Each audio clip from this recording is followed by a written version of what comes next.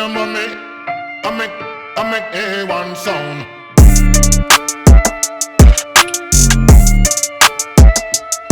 What's up, everybody? Dreadful Talk episode 9 coming at you, man. I'm super excited about this one. It's been a minute since I've done a solo one, just time-wise. I know not episode-wise, but I've done a couple Beefy Boys, and my last Dreadful Talk was with my good homie Rodney. So it's been a minute since I've done a solo one, and you know, something that I'm really passionate about, like at this moment and really over these past few months because of quarantine, is something that it serves multiple roles. But what that something is like plants and growing my own plants. And it's not a topic that even like a year ago, like if you would have told me that like, oh, in a year you'll have a podcast, what do you think you'll be talking about? I would have never guessed plants. Because up until quarantine or like coronavirus hit, I had never grown a single thing in my life. And that's also why I wanted to do this one, talking about plants. Not because I'm an expert on plants or that I'm all-knowing on plants. It's that the exact opposite. I came into this knowing absolutely nothing. And in these past few months, I've learned an awful lot, and I've came a long way, and I've grown some food that I was able to eat.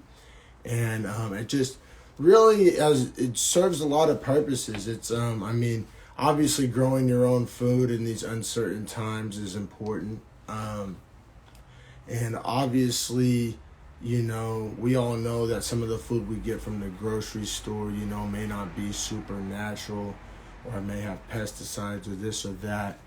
And then also, like, we all just realized how fragile this whole system is, right? And during this pandemic, especially at the beginning of it, I know I did. It really kind of opened my eyes. Not that I didn't really already know that we were skating on thin ice, but really, you know, woke everybody up and made people realize, like, you know, these supply chains aren't invulnerable. Like, they have weaknesses in the supply chains, and, you know, the workers needed, and I think that there's a big problem in America and probably other countries too, but I'm not going to speak on that because I'm not from there and I haven't been there.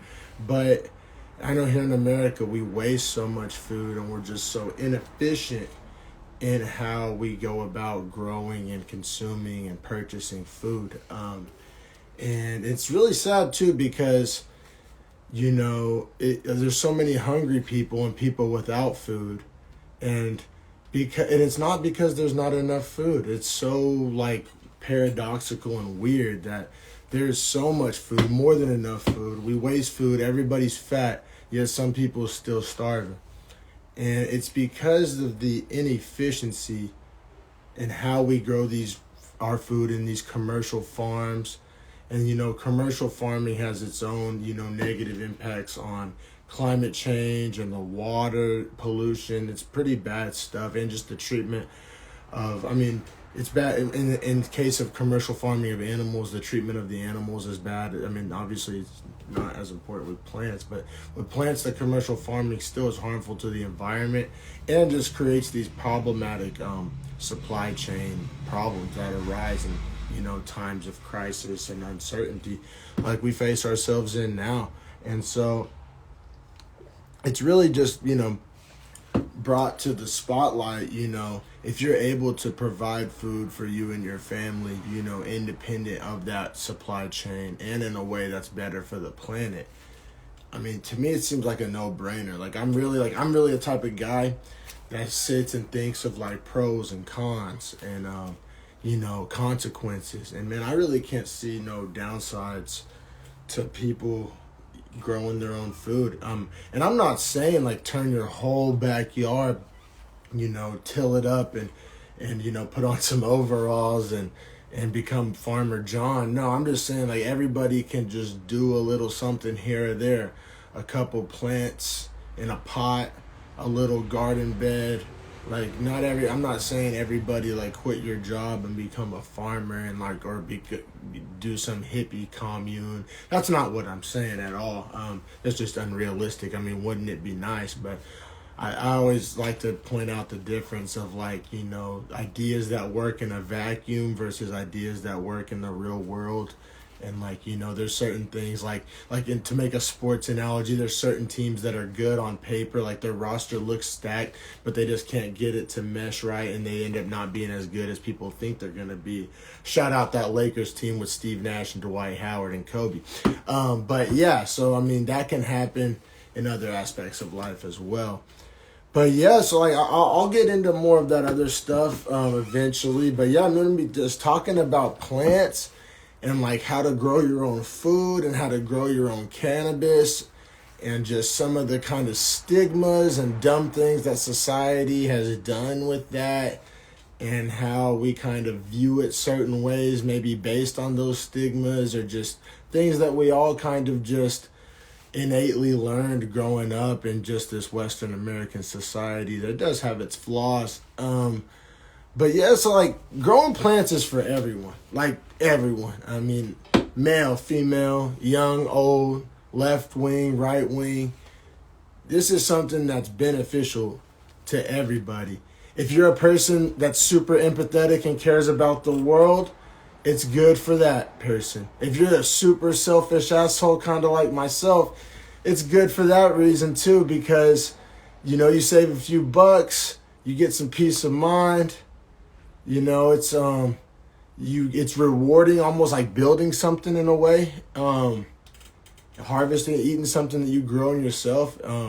So no matter who you are, no matter what you're into, whether you live in the country or you live in a big city or an apartment or a house, you can grow stuff. And I'm essentially proof of that. It doesn't take a lot of knowledge or a lot of experience.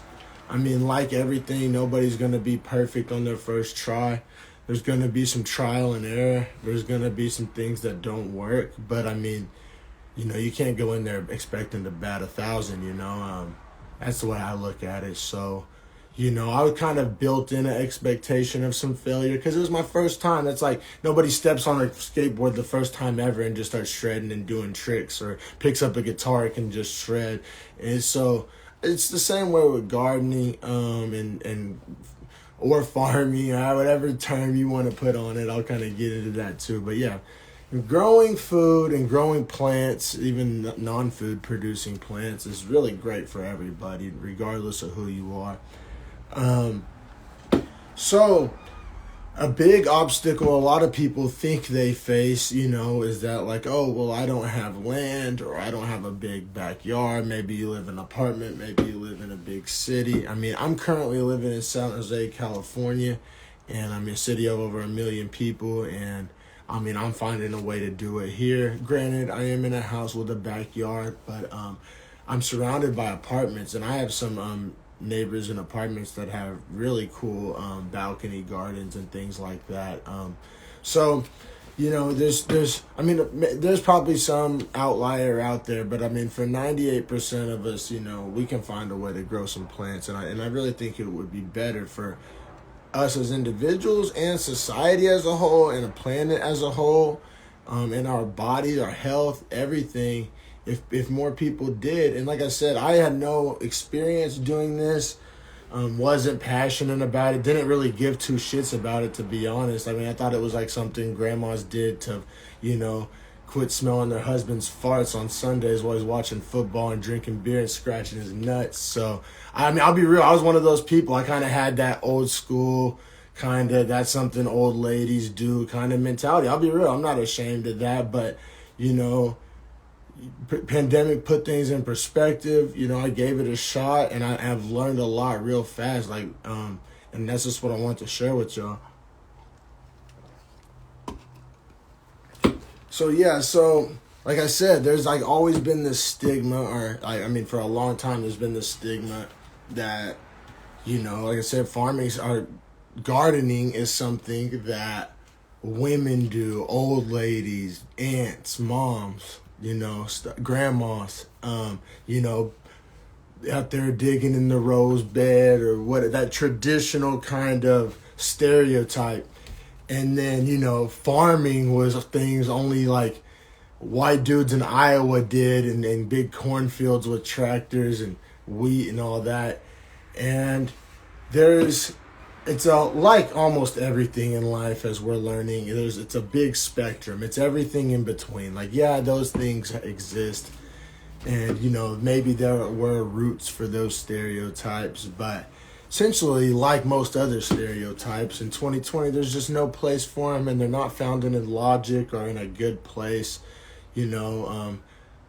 That stereotype, like most other stereotypes, is founded in whether it be naivete or ignorance, or I guess in some lesser degrees hate.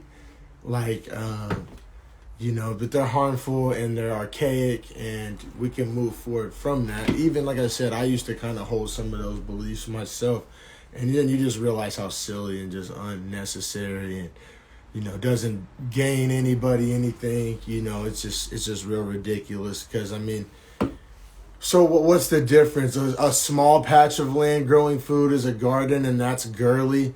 But if you have a big field, that's farming, and that's manly, and you're swinging a big one. Like, I don't know. That seems like a really stupid distinction.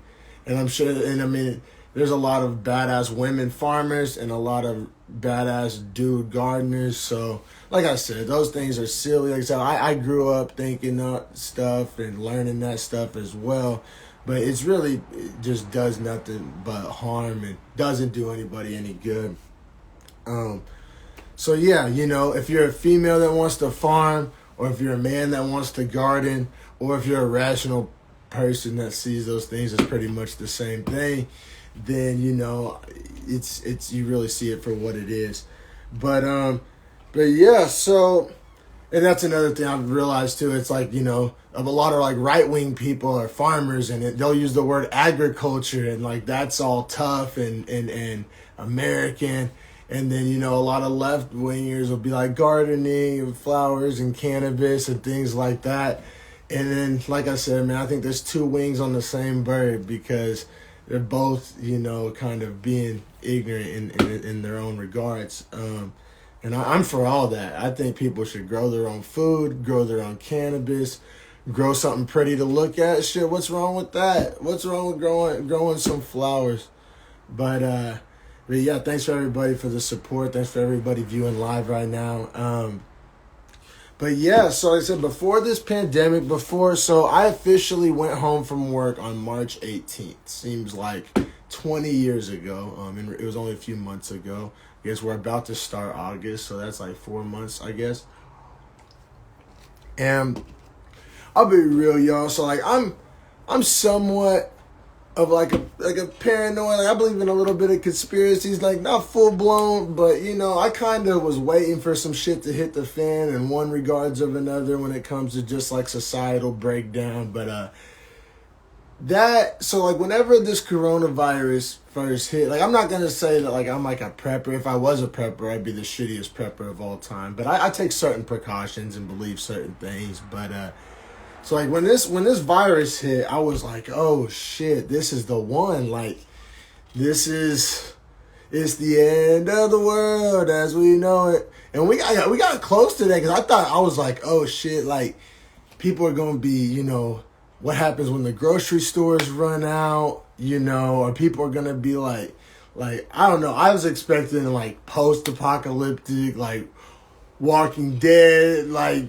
people, not zombies, but just like competing for resources. Like that's what happens in any place. Like we all think we're super civilized until those resources abundance dry up, and we become animals competing for resources, like hyenas, competing for a carcass. I mean, it doesn't take a whole lot to happen for us to devolve into that. I mean, it's happened at certain points. I mean, in the Civil War, World War I, other places in other countries. Like, there's places where it gets real bleak, and, humanity and civilization goes to the wayside pretty goddamn quicker than any of us feel comfortable admitting. And so I say that's all it sounds like, oh shit, Corona, it's really hitting the fan. Like, I was trying to stock up on ammo, and we were an asshole. We stocked up on toilet paper. Shit, we had to get it how we lived. I stocked up on non-perishable food. I mean, And that's before any stimulus, anything. Like, that was just money out of my pocket. I dropped hundreds of dollars just essentially last minute prepping for what I thought was like the shit hitting the fan. But and it was, so while I was out buying all these, canned foods and dry goods and beef jerky and jugs of water and things of that nature, I want to say I was at like grocery outlet first, and they had some seeds just there. I think it was like 4 for $1 or something. Like, they had like carrots, squash, kale, just shit like that. And I was thinking like on some paranoid, long-term, apocalyptic shit. Like, damn, well, like, am I gonna have to like grow my own food, learn how to grow my own food? Like, this might come in handy. I was like, 4 for $1. Why the fuck not? And then we went to, we stopped off at Dollar Tree after that to pick up a few more things for the low, and they had some more seeds there for even cheaper, it was Dollar Tree, of fucking course. These seeds are probably fucking half stupid or something. I don't know if you can have a discount broken off-brand seeds, but I'm sure they were. But anyway, I bought a few more just like as part of my, like, we were literally just grabbing what was left, and so was everybody else. Like, I don't know where it was, where y'all were at, but everybody in San Jose was doing the exact same thing we were doing, just buying up, grabbing what you could get, and just hoping for the best. Nobody knew how bad this shit was gonna get back then in mid-March. And then, so I bought these seeds. And then, quarantine kicks in, boredom kicks in. And I'm like, well, stuff does take a while to grow. So it's like, if I wait till I need it, I won't have it. Like, I might as well try to, like, grow some stuff, like, now. And that's exactly what I did. I had like some just shitty little pots that I had also gotten at Dollar Tree, and I bought just like some shitty topsoil, and I had no idea what I was doing at all. I didn't even know to take the little bottom things off of the pots I bought so that they would like drain properly. I didn't know any of that. Like, I didn't know what plants to plant in the ground and what plants to plant in pots and any of that. Like, I was just fully winging it. But it's cool because, like I said, even fully winging it, I still did like pretty good. Like, a lot of my plants, still,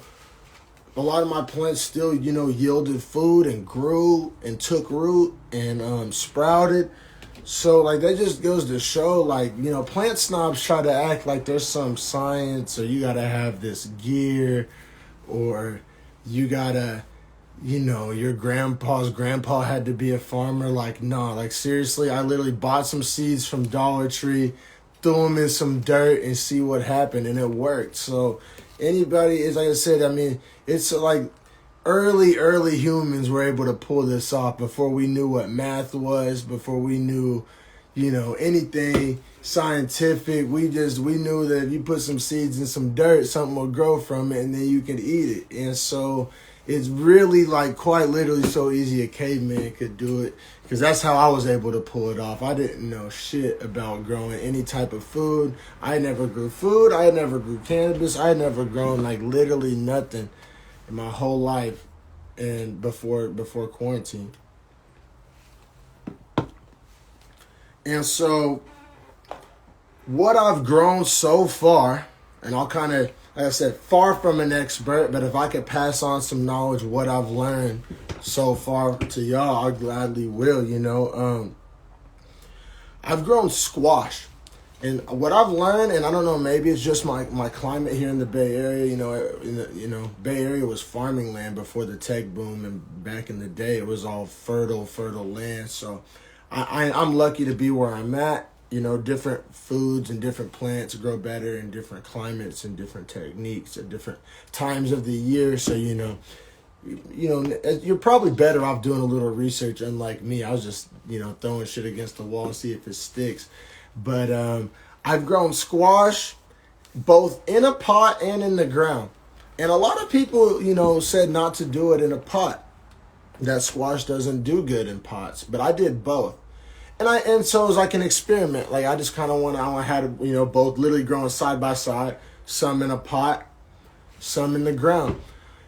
And people, I guess we were both kind of right, because the ones in the pot grew just fine and yielded food. But the ones in the ground grew way bigger and yielded more food. So if you're trying to, really, squeeze it for all it's worth, in the ground is, probably doable. But the reason why is probably the better method, not doable. But the pot, it works in a pot. Don't let anybody tell you otherwise. I've done it. I've done it a few different times. You can grow squash in a pot. You got to get you a pretty deep pot eventually after it grows taller. But it works, and make sure the pot has good drainage, and you'll get squash. And it's cool too, because squash is a food that'll kind of fill you up a little bit compared to some other vegetables, compared to kale. Like, I don't know, squash kind of sticks to your ribs a little bit more. So like, as far as a food growing crop that can be grown, regardless if you live in an apartment, if you live in the city, like I said, it does work in pots and it will yield you food. And then, if you're anywhere with a yard or in the country, it's real easy. I do recommend doing it in the ground, and they'll get big and yield a lot of squash. Also, pick your squashes before they get too big. Everybody thinks it's super cool to grow like watermelon-sized squashes because it looks cool, but they're going to taste and cook and everything better if you cook them about like 6 to 8 inches. Like, you know what I mean? Like, you don't want them to get too big. They'll get tough and just, I don't know. It's better you better get more small ones and wait until they get too big.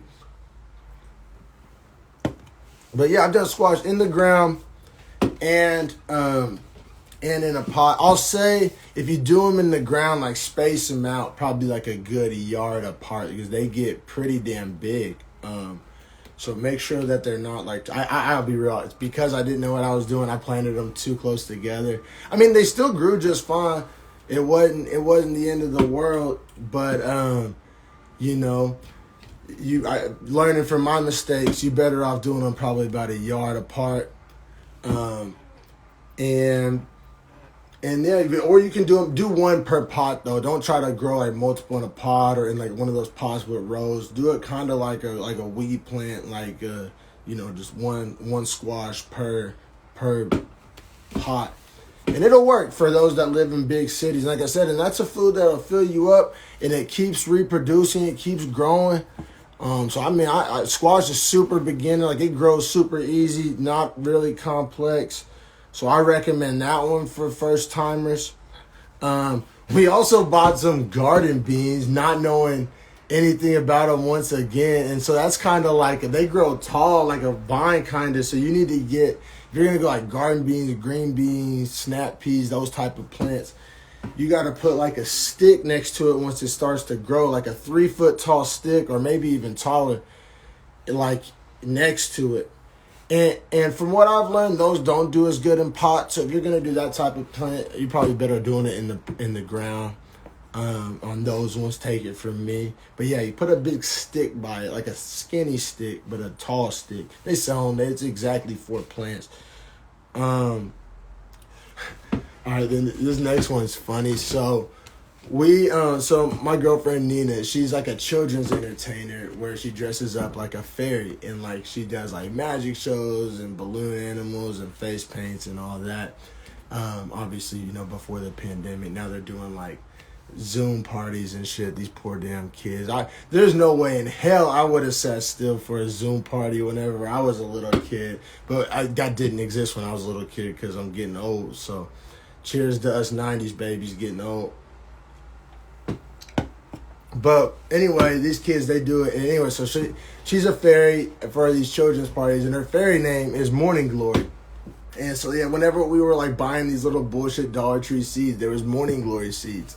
We had no idea what a Morning Glory even looked like was. We're just like, oh, it's your name. Haha, let's get it. That'll be cool. And we got it. We didn't know. And so for those that don't know, okay, like we didn't, Morning Glories are a vine plant that will grow long and like take over walls. take over fences. It can actually get like problematic. Like my neighbors have a tree that's at least 100 feet tall, and it's covered in morning glories. Like it's actually kind of sad. It's probably killing the tree. So you got to be careful with them. We didn't know it. So they grow super tall. And like, I mean, I don't really know. Like if you're trying to cover a fence or a side of a house or some lattice or something like that, it's a good plant for like a vine plant. But our dumbasses put it in a pot with like not knowing anything. And I mean, now it's like we put a big stick in it so it has something to kind of wrap around. And it does have flowers on it now, but it is probably the most pointless out of all the plants. And we definitely didn't know what we were getting ourselves into. So maybe a little research, or you can wing it. It was fun. It was fun. If you're one of those people that likes a surprise, don't research it, because that's what I did. But 1 second, everybody. You gotta get right.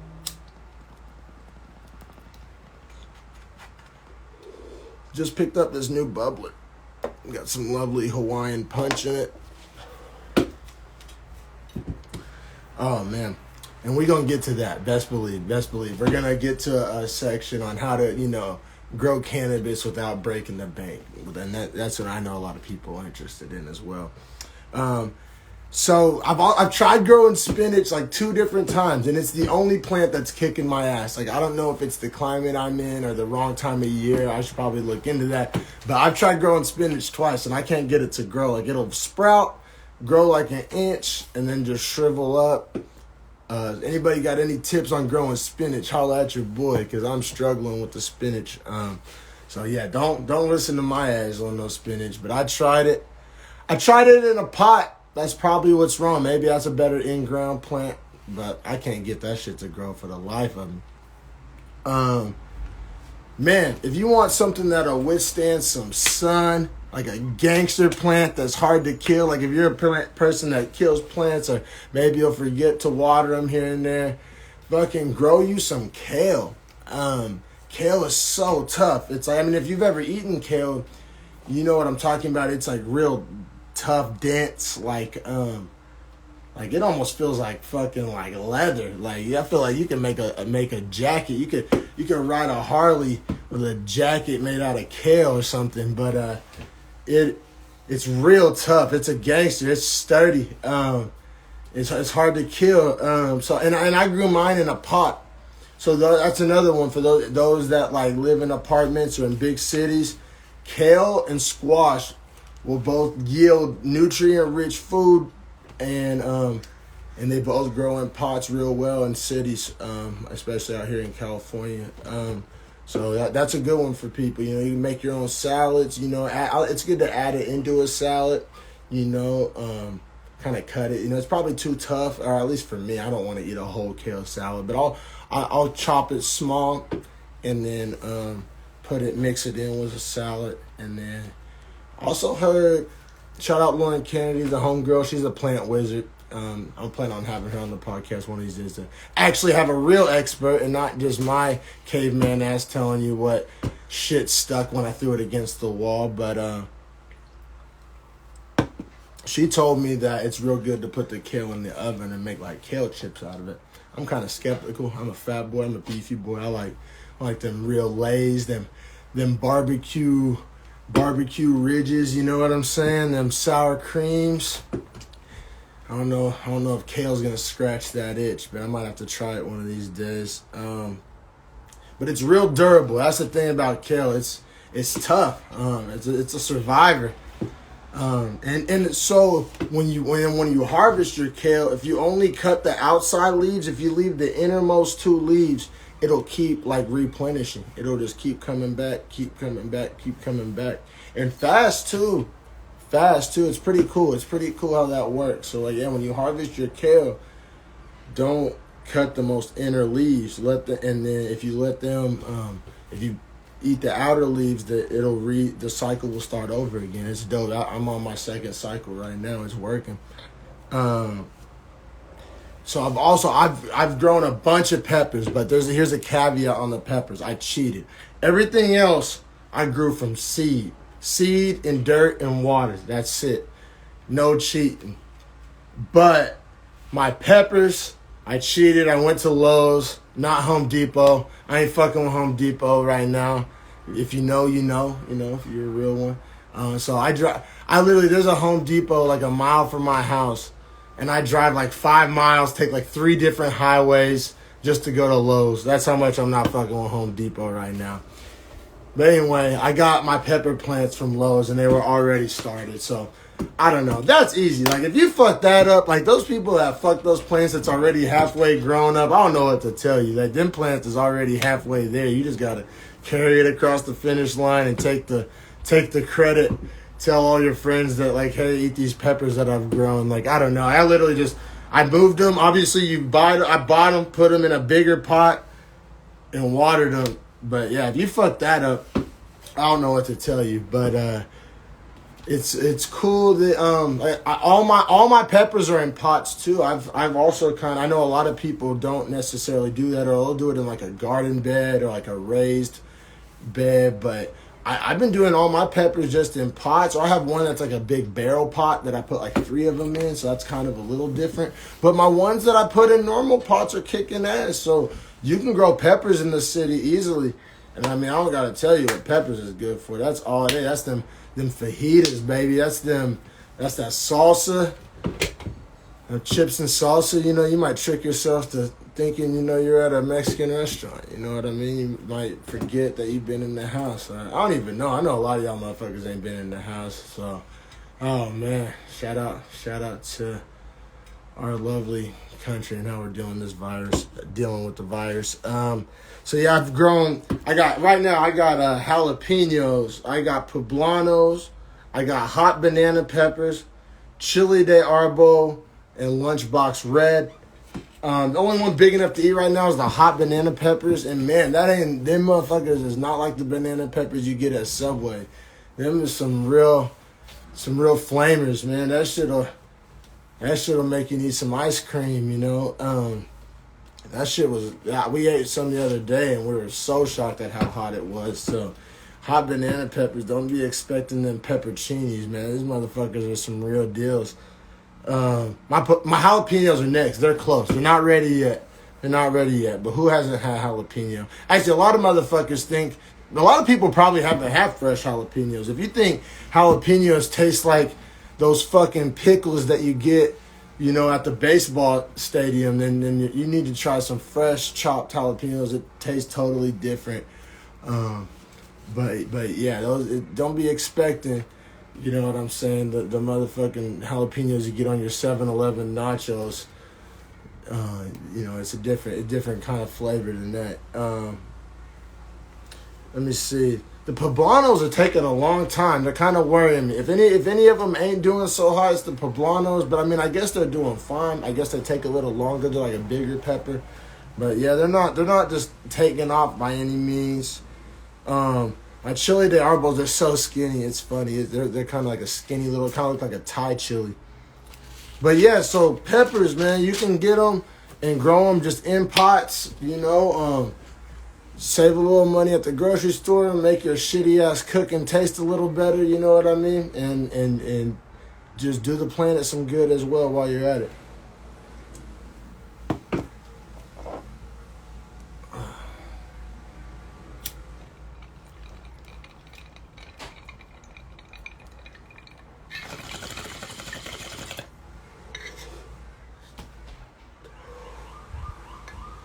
If you're watching, go ahead. If you like to enjoy some cannabis, take a rip as well.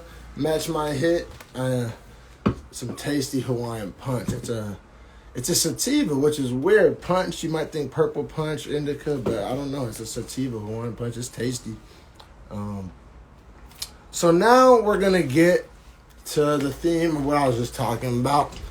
Is growing cannabis. Now, I'm not a master grower. I'm essentially in my first cycle now, but I have an unnamed source close to me that is a master grower. Well, since he's been growing for years and knows all the old school tricks, and you know he's passing that wisdom, that knowledge along, and I'm trying to soak it up because I see a bunch of people, you know, trying all these elaborate setups, you know, spending a lot of money, you know. And you know, more power to you. You know, I know some people that have grown good bud doing that, but I see some people, they have these expensive setups and they plant still weak, still small, just not. And it's because they're not getting the nutrients they need. And there's some really simple, organic, relatively cheap, old school, essentially hippie methods that work great. And you can grow super big, healthy cannabis plants with this old school recipe that, you know, is like an old school hippie recipe from back in the day that I've been lucky enough to get passed down to me. And I'm still so like I know the knowledge. I'm still working it out in practice, you know what I mean? But I've seen plants grown using this method and they are impressive, let me tell you. So first things first. First things first, I highly recommend just buying some feminized seeds, some seeds that are essentially guaranteed to be females. Now, this was my first year doing it, and I really kind of wasn't taking it seriously. I threw these seeds in the dirt just like I threw those squash seeds and everything else in the dirt. Like, I was literally just throwing shit against the wall and seeing if it sticks. But now, knowing what I've known and knowing the anticlimactic letdown of your biggest, healthiest plant turning out to be a male, or a plant, you know, being 4-5 feet tall, absolutely gorgeous, and then turning out to be a hermaphrodite, which, not a PC term to use on people. I think it's still a PC term to use on plants. I'm pretty sure these plants are not transgender. They are actually hermaphrodites. But so don't kill me, woke Twitter. But yeah, so I've known that disappointment. I actually just found that out today. I had this gorgeous big, like 5 foot tall sativa plant that just now started showing seed pods, turned out to be a hermaphrodite. So it's really disappointing. So if you live in a state where you have access to like legal feminized seeds, you can order them online. I highly recommend it. We all have that bag of seeds that look nice and have stripes, and we're like, oh, I'm gonna grow that into some fire one day. And sometimes it works and sometimes it doesn't. But you have a big healthy plant that you've spent weeks, maybe even months putting time into, and it turns out not to be a female. You'll wish you just spent like the 20, 30, 40 bucks, however much it is, on some legit feminized seeds. That's what I'm going to do next year. So I'm going to put my money where my mouth is. I'm going to do it too, because they'll grow, they'll sprout, but a lot of times them seeds you find in your bags, even if it's some killer bud, everybody's like, oh, well, if you're smoking good weed, there shouldn't be seeds. That's not always true. Like, there shouldn't be a lot of seeds, but every once in a while, if you'll find a bag of kill with some seeds in it. I've even got seeds in dispensary weed. That was like the tastiest, prettiest, insanely good dispensary weed I've had, but there was a few seeds in the jar. So I don't know. It's fun to try, and if you really are able to, because everybody tells themselves like, oh, well, if it works, it works. If it doesn't, it doesn't. But eventually, you fall in love with these plants. They become like a pet, like a pet. That's the best way I can describe it. I really kind of view my plants as a pet. All of them, not just the weed plants, to be honest, but weed plants you do have like a special connection to. You're really kind of hoping and wishing and that they turn into something, you know, something you can be proud of, something that you can smoke on. And so I really do, if you're thinking about growing or want to grow or have, like me, have that jar, that bag of seeds that you've been, you know, sitting on, that you found in killer bags or whatever. I mean, feel free to try. But like I said, there's about a 50-50 chance you'll be disappointed. Like, just keeping it real. So, and it's real easy to tell yourself you won't get attached to the plant, but you will. Watch. It's like fostering a dog or something. You're gonna fall in love with that motherfucker. At least I did. With my dog too.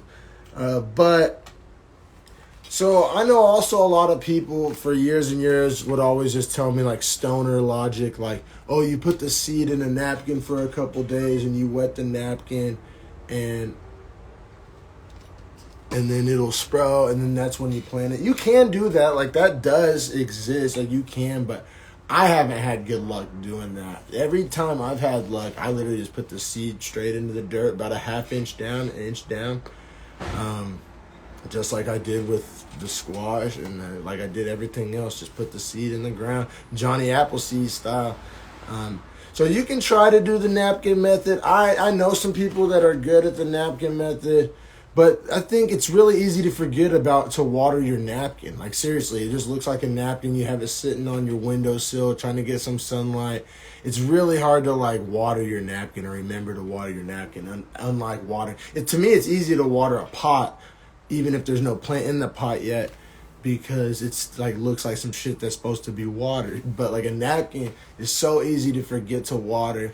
And then if you do get it to sprout using the napkin method, I know a million people that have like not made the transition to dirt at once you do get to sprout. So in my opinion, it's kind of an unnecessary step, and it's kind of like the more things that can go wrong will go wrong. And it's just another thing that can go wrong. And I'm sure there's some people out there that'll disagree with that and love that method and whatever works. Like I said, I'm not an expert. I'm telling you what has worked for me, what I've learned through trial and error and through passed down knowledge. That's all I have. I didn't go to school for this shit. I haven't grown for no dispensaries. This is just the sources I've had. But so I like to start it in just like a little pot, nothing too big, maybe something like the size of a can of paint, or even smaller when you're very first starting it. But if you're doing it in something really small, once the plant's like 4 inches tall, you're gonna need to transfer it. It'll get root bound really fast, and you don't want to get it root bound at them early developmental stages. It'll hinder the growth, and so you want to give it plenty of room to grow. So you can start it in something real small, but the minute that like if you start it in one of those real small little starter little cup things or a solo cup, I know some people start them in solo cups. That's cool. You can do that. Poke a holes in the bottom of whatever it is. It'll help with the drainage. But B, once the plant grows, if it sprouts, it gets about 3, 4, 5 inches tall, you got to transfer it to something bigger ASAP. And then the same thing, you can transfer it to something about the size of a paint can until it hits about a foot tall. And then you need to put it into essentially its final home, which should be, some people use like, and I say paint can, not paint bucket. Some people use paint buckets, like them big Lowe's, or like, I don't know, we use, my Little League baseball coaches, we always have big buckets that they would have like baseballs in, like them big, we all know like that bucket size from Home Depot, Lowe's, them big buckets. Like some people use those. I mean, essentially the more room your plant has to go down, the more room it can go up. So if you want a big healthy plant, having a big pot for it to give it to room is important. And like I said, you should really not transfer really probably more than like 3 times. And really, if you're like essentially west of the Rockies, like in an arid place, like this isn't going to work anywhere where it's humid. Because that's what I'm talking. I'm talking essentially about outdoor growing right now. But outdoor growing in a humid climate leads to mold and a host of other problems. So, this may work if you live in a humid climate. This may work maybe like as a greenhouse technique or something like that. But what I'm talking about is essentially for California West Coast people with arid climates. Once it's big enough to where it needs out of its like paint can sized pot, once it's about a foot and a half, definitely probably before it's 2 feet tall, you really should put it in the ground. And what you do is, and like I said, this is not that complex, and a lot of people try all these complex things and buy all these artificial nutrients, and it's all bad, man. You don't got to. You got to make a 50-50 mix of organic plants, or like organic soil, like pot soil, and then with the natural soil from the environment that you're putting it into. You do a 50-50 mix. And you only need 3 things. And they're all organic, and they're not that expensive, and they're not bad for the environment, and they're not bad for your plants, and it's all good. It's fish emulsion, which smells like shit and is disgusting, but it's great for weed plants, and really all plants, to be honest.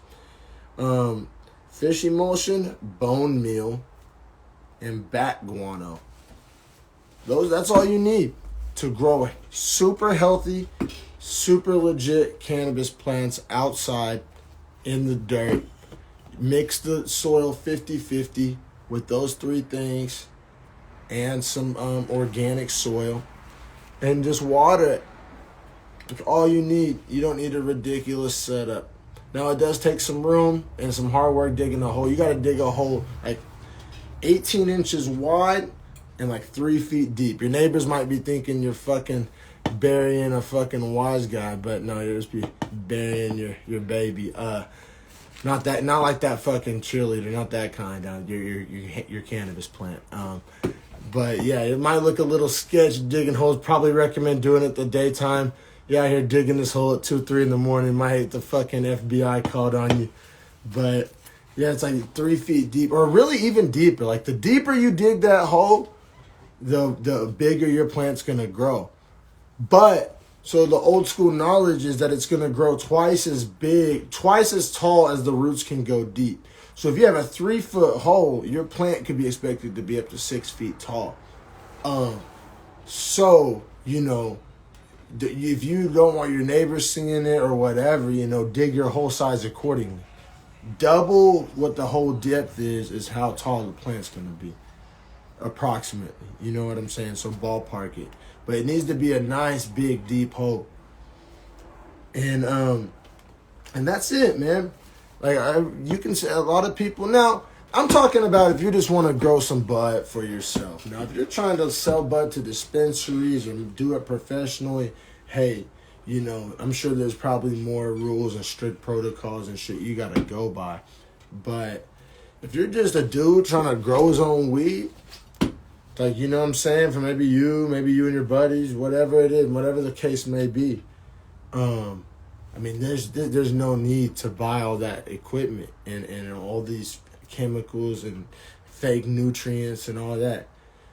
You just need fish emulsion, bone meal, and bat guano, and some organic soil. That's it.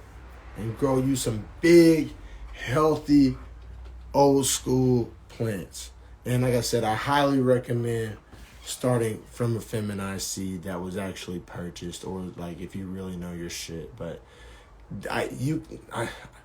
it sucks because I have some seeds I still want to try, and I'll probably try it again. But like I said, man, seeing that your biggest, healthiest plant turn out to be a male or a hermaphrodite, I've had it happen 3 times now, and it's just disappointing. It's a total buzzkill. It's so anticlimactic, takes the wind out of your sails. And you got to just start all over. And then, like, every time you start over, you're more behind in the grow season and shit. So, yeah, I highly recommend. And, you should be looking to harvest your plants around October. So, like, you plant them around March, April, depending on where you're at, and then harvest them in October is, like, the classic cycle. So, like I said, I'm not an expert.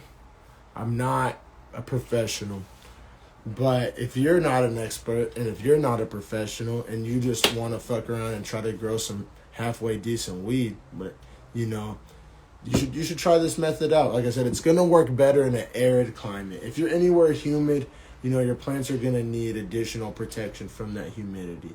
But you could still apply the bat guano and the fish emulsion, even in like an indoor setup. Those are gonna supply different nutrients at different times of the growth cycle, and they're gonna try to sell you like chemical alternatives when you don't need it. Now their shit is pretty gross. It stinks, it's nasty, but plants like gross shit. They like actual shit. You know what I'm saying? So You know, you can wear. We all got face masks nowadays. You can put something over your face. You know, it is gonna stink. It's not pleasant to deal with, but it's a natural, pretty cheap way to grow legit cannabis. And I mean, like I said, whether like you're just trying to save money from buying so much cannabis, or you're just interested, it's essentially kind of like a hobby too. Or you just figure, what the fuck, I've always wanted to give it a try. And they're just gorgeous plants. It's so cool. Like, it's like, you know, growing up in Oklahoma and starting out my smoking in Oklahoma, you know, you're so detached from it. I mean, because most of the weed they get out there, at least back in my day, where it was from Cali or from Colorado or from somewhere else. And most people wasn't growing weed in Oklahoma back before it was medical. And so you were so far away, and you would get old weed from last year's crop, shit like that. Shit that people in Cali didn't want, they would send west. And you're just so far removed. You didn't know the strain. You didn't know where it was grown. You didn't know how it was grown. And all you got, you know, is some sketchy plastic bag with some mediocre weed in it. And being out here in Cali, it's been so cool just being so much closer to the source. Like, just seeing actual cannabis growing. Like, and then it just becomes that much clearer. Because, like, when it's this finished product that you only see in a bag, and it's in the same little bag that Coke and meth gets sold in, and sold, you know, you're buying it on the black market from drug dealers, and it's real easy to look at as a substance, which that's what the federal government calls it, a controlled substance, but whenever you see it in plant form, you're like, that's a motherfucking plant. Especially me. Like, I have cannabis growing right next to my peppers, right next to my kale, right next to my squash. And it's all together, all in the same area. And it's like, what's different about this one? Like, you know what I'm saying? Like, hell, the only dangerous one is them goddamn peppers, man. Fucking torching people's assholes. But that weed plant is the least dangerous plant there. You know what I'm saying? And it's just, I think that's part of how they brainwash people, like in the Midwest and in the South, to be so anti-cannabis. Because, like I said, whenever you see it bundled up and it's in the same drug bust as some Coke, and it's being sold by the same guy that sells pills, it's so easy to demonize it. But if you literally see it in somebody's backyard next to their tomatoes and next to their peppers and next to their flower bed, and you're like, wait, so all these other plants are cool, but that plant people are in jail for it, and it just makes it so much more painfully obvious. Like, I mean, not that I needed it to be more painfully obvious, like, not like I was on the fence. Like, I've been pro-cannabis for, you know, since 2010, since I was like 15.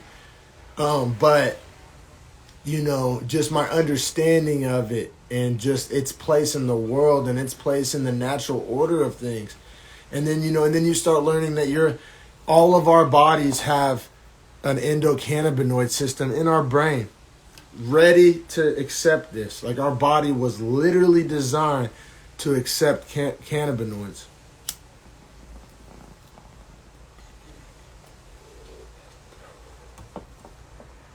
And you're just like, this shit was so criminal. And then you learn how J. Edgar Hoover, like, I believe, like, originally made it federally illegal so he could, like, deport and arrest Mexicans, because a lot of the Mexicans in California were smoking it, like, way, way back in the day. And then, you know, the war on drugs, you know, how they've abused it and wasted all of our taxpayer dollars. Like, there ain't nothing wrong with it. And I'm so, so glad that we're at a place now where we're moving past it. And I'm just, you know, grateful to be in a place like the birthplace of that movement, which is the Bay Area. And I'm excited to see it back home with my brothers and sisters in Oklahoma. Like I knew people that went to jail for seeds and roaches and stems and, you know, half grams and grams and joints, like nothing at all. People go to jail for it, and then they get you in the system, and then you fail a drug test, and you got to go back to jail.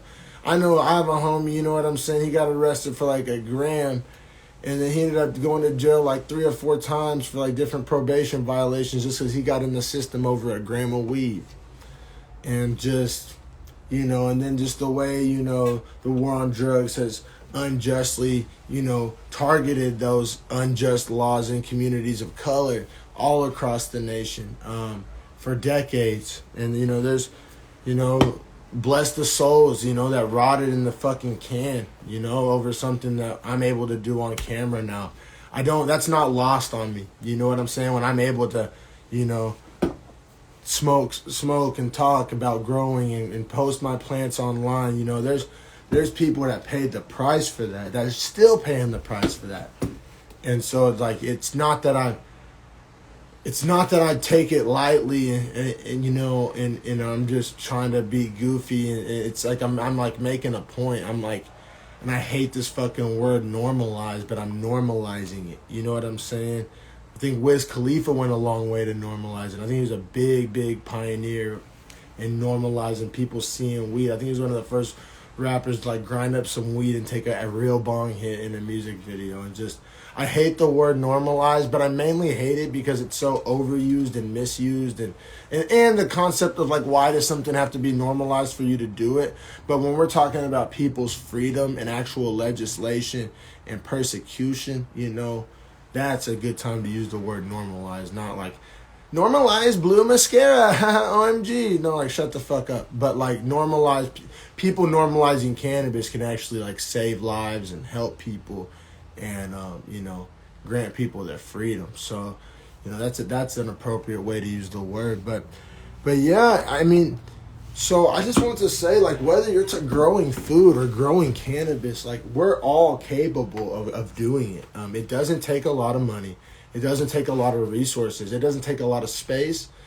It doesn't take much of anything at all. It's not even that much work. Like, some say, oh, it takes elbow grease. Like, not really. Like, a few, barely. Like, sometime, yeah, not a lot. Not a lot. If you consider that hard work, then you ain't ever worked time.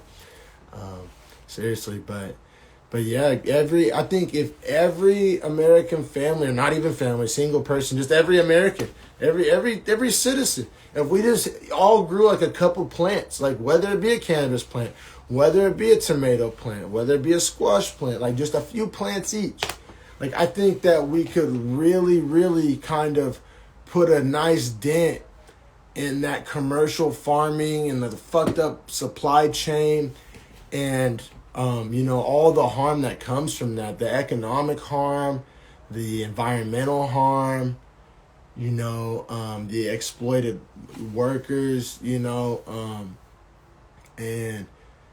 really think, oh, what about the people that work on commercial farms? Those are the hardest working motherfuckers ever. That fucking farm shuts down, those motherfuckers will have a new, better paying job that next day, that same day. Those people know how to get shit done, man. And so I it's not that I'm not worried about them. It's like I'm worried about our planet, and they're gonna be just fine. Those people are survivors, strong people. That's the real backbone of this country. The farm workers, largely Latino farm workers. Shout out to y'all. I'm the descendant of people that worked in these Bay Area canneries and in the agricultural industry back in the day. So shout out to all the Latino farm workers. That's how I'm going to end this. And everybody, grow you a damn plant. It's dope. Eat you some healthy food that you grow. It's so satisfying to eat something that you grew. Grow a plant. Smoke something that you grew.